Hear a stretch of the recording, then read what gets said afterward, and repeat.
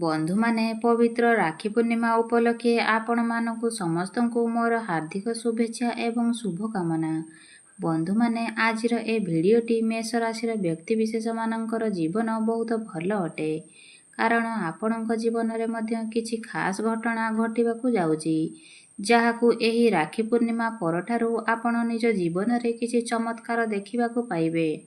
ଆପଣଙ୍କର କ୍ୟାରିୟରରେ ଆପଣଙ୍କର ଭାଗ୍ୟରେ ସକାରାତ୍ମକ ପରିବର୍ତ୍ତନ ଘଟିବାକୁ ଯାଉଛି। ଏହା ବ୍ୟତୀତ ଆହୁରି କିଛି ଚମତ୍କାର ମଧ୍ୟ ଆପଣଙ୍କ ଜୀବନରେ ଘଟିବାକୁ ଯାଉଛି। ତେବେ ଆପଣଙ୍କ ଜୀବନରେ କେଉଁ ସବୁ ନୂଆ ଜିନିଷ ଗୁଡ଼ିକ ଘଟିବାକୁ ଯାଉଛି, ଆପଣଙ୍କ ଜୀବନରେ କ'ଣ ସବୁ ପରିବର୍ତ୍ତନ ହେବାକୁ ଯାଉଛି, ସେ ବିଷୟରେ ଜାଣିବା ପାଇଁ ଆପଣମାନଙ୍କୁ ଭିଡ଼ିଓଟିକୁ ସ୍କିପ୍ ନ କରି ଶେଷ ପର୍ଯ୍ୟନ୍ତ ଦେଖିବାକୁ ପଡ଼ିବ। ତେବେ ଯାଇ ଆପଣ ସବୁକିଛି ଜାଣିପାରିବେ।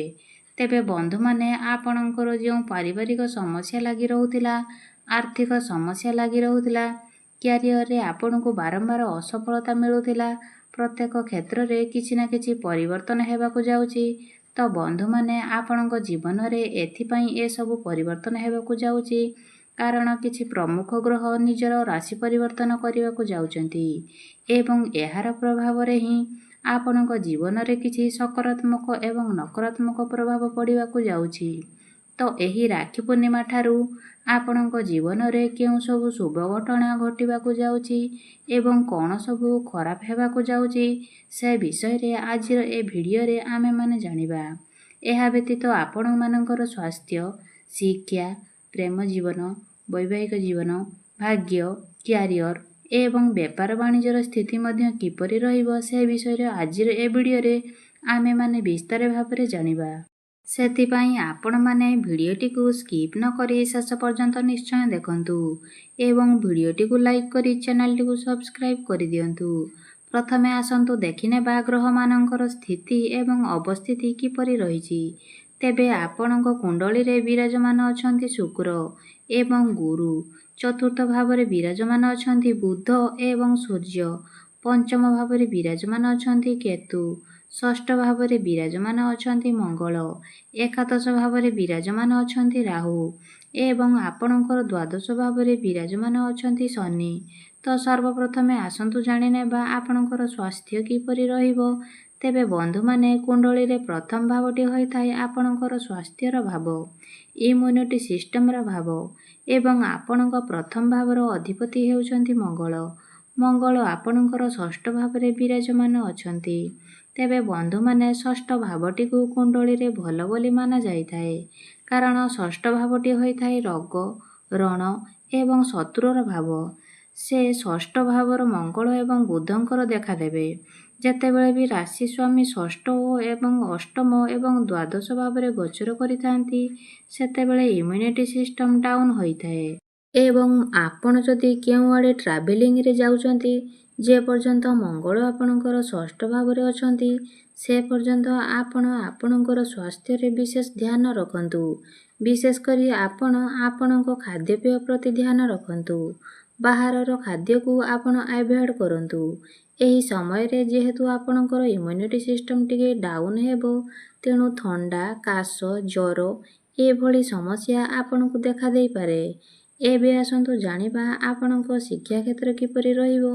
ତ ବନ୍ଧୁମାନେ ପଞ୍ଚମ ଭାବଟି ହୋଇଥାଏ ଶିକ୍ଷାର ଭାବ। ଆପଣଙ୍କ ପଞ୍ଚମ ଭାବର ଅଧିପତି ହେଉଛନ୍ତି ସୂର୍ଯ୍ୟ। ସୂର୍ଯ୍ୟ ଆପଣଙ୍କର ଚତୁର୍ଥ ଭାବରେ ବିରାଜମାନ ଅଛନ୍ତି ଏବଂ 17 ଅଗଷ୍ଟକୁ ସୂର୍ଯ୍ୟ ଆପଣଙ୍କର ପଞ୍ଚମ ଭାବକୁ ଗୋଚର କରିବେ। ତେବେ ସୂର୍ଯ୍ୟ ଯେତେବେଳେ ପଞ୍ଚମ ଭାବରେ ଗୋଚର କରିବେ, ସେତେବେଳେ ଆପଣଙ୍କର ପାଠପଢ଼ା ପାଇଁ ବହୁତ ଭଲ ପରିସ୍ଥିତି ଆରମ୍ଭ ହୋଇଯିବ। କାରଣ ଗୋଟିଏ ବର୍ଷରେ କେବଳ ଗୋଟିଏ ମାସ ଏପରି ହୋଇଥାଏ ଯେତେବେଳେ ସୂର୍ଯ୍ୟ ନିଜର ସ୍ୱରାଶିରେ ଗୋଚର କରିଥାନ୍ତି ଏବଂ ଅଗଷ୍ଟ 17ରେ ସୂର୍ଯ୍ୟ ଆପଣଙ୍କର ପଞ୍ଚମ ଭାବରେ ନିଜର ସ୍ୱରାଶିରେ ଗୋଚର କରିବେ ଏବଂ 17ରୁ ଅଗଷ୍ଟରେ ନେଇକି 16 ସେପ୍ଟେମ୍ବର ପର୍ଯ୍ୟନ୍ତ ଯେତେବେଳେ ସୂର୍ଯ୍ୟ ନିଜର ସ୍ୱରାଶିରେ ଗୋଚର କରୁଥିବେ, ଏହି ସମୟ ଆପଣଙ୍କ ପାଇଁ ସର୍ବୋତ୍ତମ ରହିବ। ଯଦି ଆପଣ ଗଭର୍ଣ୍ଣମେଣ୍ଟ ରିଲେଟେଡ୍ କିଛି ପ୍ରିପେୟାର ହେଉଛନ୍ତି, ତାହା ଆପଣଙ୍କ ପାଇଁ ବହୁତ ଭଲ ରହିବ। ଏବେ ଆସନ୍ତୁ ଜାଣିବା ଆପଣଙ୍କ ପ୍ରେମ ଜୀବନ କିପରି ରହିବ ଏହି ରାକ୍ଷୀ ପୂର୍ଣ୍ଣିମା ଠାରୁ। ତ ବନ୍ଧୁମାନେ କୁଣ୍ଡଳୀର ପଞ୍ଚମ ଭାବଟି ଆପଣଙ୍କର ଶିକ୍ଷାର ଭାବ ହେବା ସହିତ ପଞ୍ଚମ ଭାବଟି ମଧ୍ୟ ହୋଇଥାଏ ଆପଣଙ୍କ ପ୍ରେମ ଜୀବନର ଭାବ ଏବଂ ସନ୍ତାନର ଭାବ। ତ ଆପଣଙ୍କ ପଞ୍ଚମ ଭାବର ଅଧିପତି ହେଉଛନ୍ତି ସୂର୍ଯ୍ୟ। ସୂର୍ଯ୍ୟ ଆପଣଙ୍କର ଚତୁର୍ଥ ଭାବରେ ବିରାଜମାନ ଅଛନ୍ତି ଏବଂ ଆପଣଙ୍କ ପ୍ରଥମ ଭାବର ଅଧିପତି ମଙ୍ଗଳ ଆପଣଙ୍କର ଷଷ୍ଠରେ ବିରାଜମାନ ଅଛନ୍ତି। ତେବେ ଆପଣଙ୍କ ପଞ୍ଚମ ଭାବରେ ବିରାଜମାନ ଅଛନ୍ତି କେତୁ। କେତୁ ହେଉଛନ୍ତି ଛାୟା ଗ୍ରହ, ମୁଣ୍ଡବିହୀନ ଗ୍ରହ।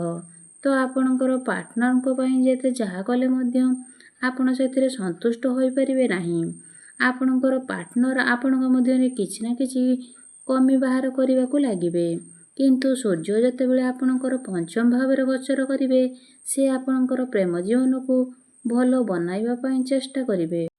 ଅର୍ଥାତ୍ ପୂର୍ବରୁ ଆପଣଙ୍କ ମଧ୍ୟରେ ଯାହା ବି କିଛି ମିସ୍ ଅଣ୍ଡରଷ୍ଟାଣ୍ଡିଂ ଥିଲା ତାହା ସେସବୁ ଆପଣଙ୍କର ଦୂର ହୋଇଯିବ। ଯଦି ଆପଣଙ୍କ ମଧ୍ୟରେ କଥାବାର୍ତ୍ତା ବନ୍ଦ ହୋଇଯାଇଥିଲା ତ ପୁନର୍ବାର ଆପଣଙ୍କ ମଧ୍ୟରେ ପ୍ୟାଚଅପ୍ ହେବା ହୋଇଯିବ। ଏବଂ ଏବେ ଆସନ୍ତୁ ଜାଣିବା ଆପଣଙ୍କର ବୈବାହିକ ଜୀବନ କିପରି ରହିବ। ତେବେ ବନ୍ଧୁମାନେ, କୁଣ୍ଡଳୀର ସପ୍ତମ ଭାବଟି ହୋଇଥାଏ ଆପଣଙ୍କର ବୈବାହିକ ଜୀବନର ଭାବ, ଆପଣଙ୍କ ଜୀବନସାଥୀର ଭାବ। ତ ଆପଣଙ୍କ ସପ୍ତମ ଭାବର ଅଧିପତି ହେଉଛନ୍ତି ଶୁକ୍ର। ଶୁକ୍ର ଆପଣଙ୍କର ତୃତୀୟ ଭାବରେ ବିରାଜମାନ ଅଛନ୍ତି ଏବଂ 21 ଅଗଷ୍ଟକୁ ଶୁକ୍ର ଆପଣଙ୍କର ଚତୁର୍ଥ ଭାବକୁ ଚାଲି ଆସିବେ। ତେବେ ବୈବାହିକ ଜୀବନ ଆପଣଙ୍କର ଭଲ ରହିବ। ଆପଣଙ୍କର ଲାଇଫ୍ ପାର୍ଟନର ଟିକେ ଅଧିକ ଭ୍ରମଣ କରିପାରନ୍ତି। 21 ଅଗଷ୍ଟ ପୂର୍ବରୁ ସେ ତାଙ୍କର କାମ କାର୍ଯ୍ୟରେ ଟିକେ ଅଧିକ ବ୍ୟସ୍ତ ରହିବେ। କିନ୍ତୁ 21 ଅଗଷ୍ଟକୁ ଶୁକ୍ର ଚତୁର୍ଥ ଭାବକୁ କେନ୍ଦ୍ରକୁ ଚଳନ କରିବେ, ଯାହା ଫଳରେ ଆପଣଙ୍କର ବୈବାହିକ ଜୀବନକୁ ବହୁତ ଭଲ ବନାଇବ। ଆପଣ ଦୁଇଜଣ ମିଶି କେଉଁଆଡ଼େ ବୁଲାବୁଲି ପାଇଁ ଯାଇପାରନ୍ତି। ଏବେ ଆସନ୍ତୁ ଜାଣିବା ସବୁଠାରୁ ଗୁରୁତ୍ୱପୂର୍ଣ୍ଣ ବିଷୟବସ୍ତୁ, ଆପଣଙ୍କର ଭାଗ୍ୟ, କ୍ୟାରିୟର ଏବଂ ବେପାର ବାଣିଜ୍ୟର ସ୍ଥିତି କିପରି ରହିବ। ତ ବନ୍ଧୁମାନେ, କୁଣ୍ଡଳୀର ନବମ ଭାବଟି ହୋଇଥାଏ ଆପଣଙ୍କ ଭାଗ୍ୟର ଭାବ। ଆପଣଙ୍କ ନବମ ଭାବର ଅଧିପତି ହେଉଛନ୍ତି ଆପଣଙ୍କର ଭାଗ୍ୟର ଭାବ। ଅର୍ଥାତ୍ ନବମ ଭାବର ଅଧିପତି ହେଉଛନ୍ତି ଦେବଗୁରୁ ବୃହସ୍ପତି। ଗୁରୁ ଆପଣଙ୍କର ତୃତୀୟ ଭାବରେ ବିରାଜମାନ ଅଛନ୍ତି ଏବଂ ଗୁରୁଙ୍କର ସପ୍ତମ ଦୃଷ୍ଟି ଆପଣଙ୍କର ଭାଗ୍ୟ ଭାବ ଉପରକୁ ରହୁଛି। ଶୁକ୍ରଙ୍କର ଦୃଷ୍ଟି ମଧ୍ୟ ଆପଣଙ୍କର ଭାଗ୍ୟ ଉପରକୁ ରହୁଛି। ଏହା ବ୍ୟତୀତ ଶନିଙ୍କର ଦଶମ ଦୃଷ୍ଟି ମଧ୍ୟ ଆପଣଙ୍କ ଭାଗ୍ୟ ଭାବ ଉପରେ ରହୁଛି। ତେବେ ଏହାର ଅର୍ଥ ହେଉଛି ଭାଗ୍ୟ ଆପଣଙ୍କର ସାଥ ଦେବ, କିନ୍ତୁ ପ୍ରତ୍ୟେକ କ୍ଷେତ୍ରରେ ଆପଣଙ୍କର ଟିକେ ବିଳମ୍ବ ହେବ।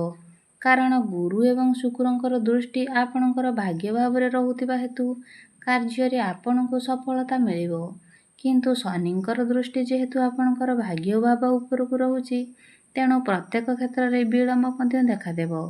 ତେବେ ଆପଣ ଯଦି ବଡ଼ ଜିନିଷ କିଣାବିକା କରିବା ପାଇଁ ଚାହୁଁଛନ୍ତି, ତେବେ ଆପଣଙ୍କ ପାଇଁ 17 ଅଗଷ୍ଟ ପରେ ଭଲ ରହିବ।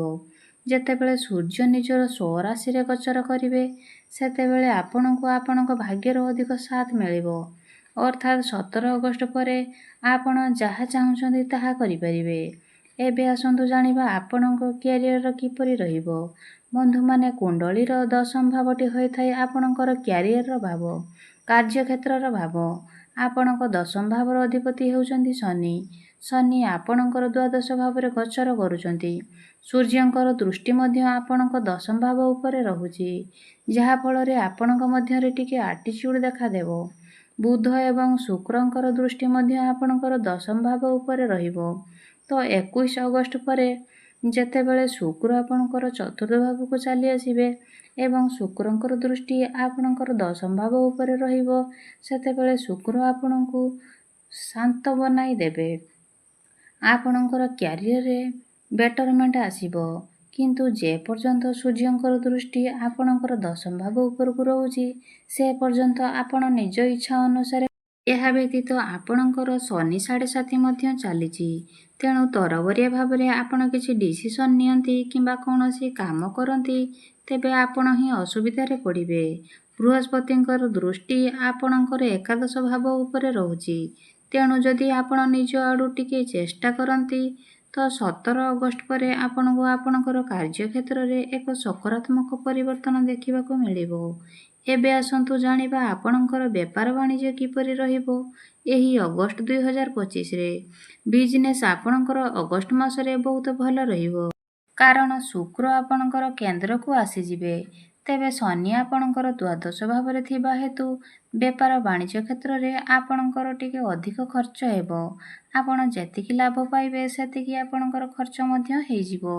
ତେଣୁ ପଇସାକୁ ଆପଣ ଭଲ ବାଟରେ ଇନଭେଷ୍ଟମେଣ୍ଟ ପାଇଁ ଚେଷ୍ଟା କରନ୍ତୁ। ଏବେ ଆସନ୍ତୁ ଜାଣିବା କିଛି ଉପାୟ ବିଷୟରେ।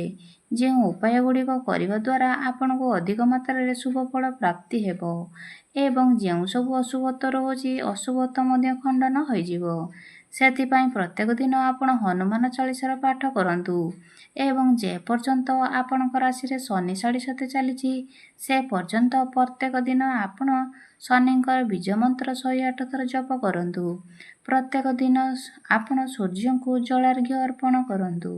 ତେବେ ବନ୍ଧୁମାନେ, ମୋର ଯଦି ଏହି ଭିଡ଼ିଓଟି ଆପଣମାନଙ୍କୁ ଭଲ ଲାଗିଥାଏ ତେବେ ଭିଡ଼ିଓଟିକୁ ଲାଇକ୍ କରି ଚ୍ୟାନେଲଟିକୁ ସବସ୍କ୍ରାଇବ୍ କରିଦେବେ।